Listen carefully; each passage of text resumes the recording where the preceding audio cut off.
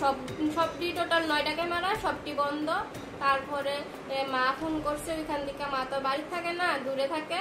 তারপরে মা ফোন করছে, পরে আমরা বাড়িতে আসি, আয়সা মেন গেট তালা, মেন গেট খুলছি, তারপরে দেখি গিলে তালা নেই।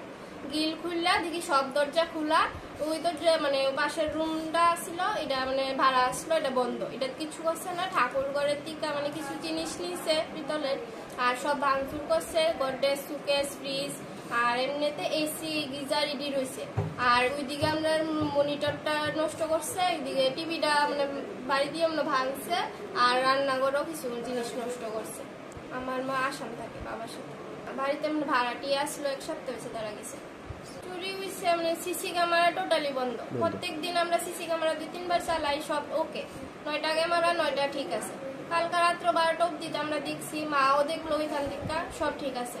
সকালে আমরা দেখি সিসি ক্যামেরা চলে না। তারপরে দিয়ে মা পাশের বাড়ি ফোন করছে পরে মামি কইতাছে যে গ্রিলে তালা নেই। তারপরে আমি আর আমার হাজবেন্ড আইছি, আমার কাছে তালা মানে চাবিটা আমার কাছে থাকে। তো আমরা আয়া মানে তালা খুলে দেখি এরকম অবস্থা। এটা হলো নাড়াওড়া। পুলিশে কইছে এখন সিসি ক্যামেরা ফুটেজ আগেরটি দেখবো, দেখে তারপরে যা করার করবো। আগের চুরির ইয়াটা ওদের হয়েছে কারার কাছে।